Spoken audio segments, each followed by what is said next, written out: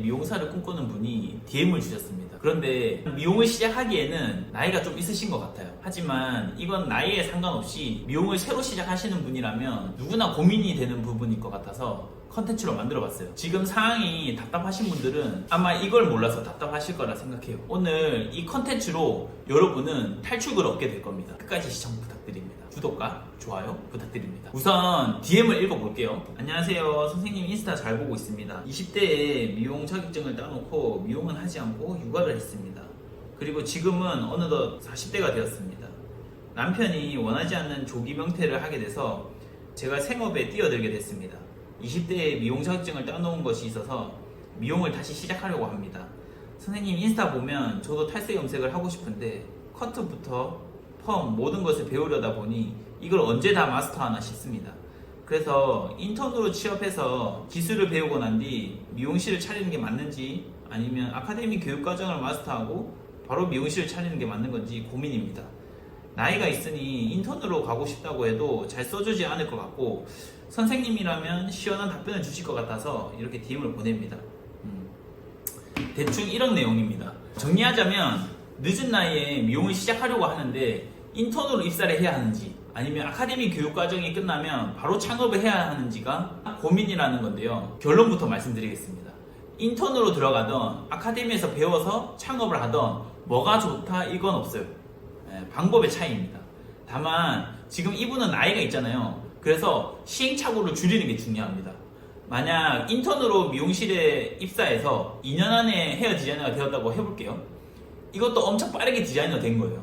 그렇다고 해도 이 헤어 디자이너가 모든 실수를 잘할 수 있을까요? 못합니다. 왜냐? 2, 3년간 그 매장에서 많이 했던 실수 위주로 잘할 거예요. 예를 들어서 펌이 많은 미용실에서 인턴을 했다면 펌은 할 줄 아는 디자이너지만 탈색 염색을 잘하는 디자이너는 못 돼요. 저도 그랬어요. 저도 헤어 디자이너 되고 나서 다시 또 탈색 염색을 공부했습니다. 20, 30대라면 얼마든지 시행착오를 겪어도 되고 좀 늦은 감은 있지만 인턴으로 입사해서 몇 년간 사수의 기술, 손님에 대한 매너, 특히 성공한 사수의 삶에 대한 태도 등을 배우는 것이 돈보다 값진 자산이라고 생각합니다. 그런데 20대의 1년과 40대의 1년은 다릅니다. 일단 40대는 미용실에 입사가 어렵습니다. 그리고 시행착오를 겪기에는 40대의 미용은 현실입니다. 그래서 인턴으로 입사해서 2, 3년 일하기보다는 돈을 지불하고 아카데미에서 인턴이 배워야 하는 요소들을 배우는 것을 추천드려요.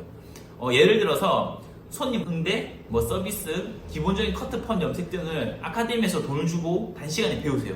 하지만 아카데미에서 이걸 배워도 창업은 어렵습니다. 제가 진짜 드리고 싶은 말씀은 지금부터입니다. 인턴으로 입사할지 아닐지를 고민하는 것도 좋지만 더 중요한 건 본인만의 차별화된 한 가지 실수를 배우는 것이에요. 사람은 한 가지를 잘해야 10배 더 빨리 성공할 수 있습니다. 늦은 나이에 미용사가 되려는 분들은 빨리 성공하고 싶잖아요. 예를 들어 볼게요. 내가 짜장면이 먹고 싶어요. 근데 중국집에서 순댓국도 팔고 된장찌개도 팔고 짜장면도 판대요. 그런 중국집과 짜장면만 기똥차게 잘하는 중국집이 있어요. 여러분은 어디 가실래요? 본인이 무슨 컨셉으로 자리를 잡을지 그걸 진지하게 고민해보세요.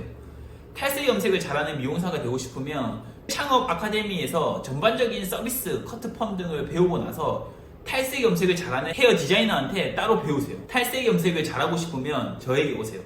농담입니다. 정리할게요. 아카데미에 가서 커트, 펌, 스타일링, 염색 서비스 등 전반적으로 기본적인 것들을 배우고 한 가지의 차별화된 기술을 가진 헤어 디자이너에게 배우세요. 그리고 그 한 가지 컨셉을 가지고 창업을 하세요. 여기까지입니다. 안녕.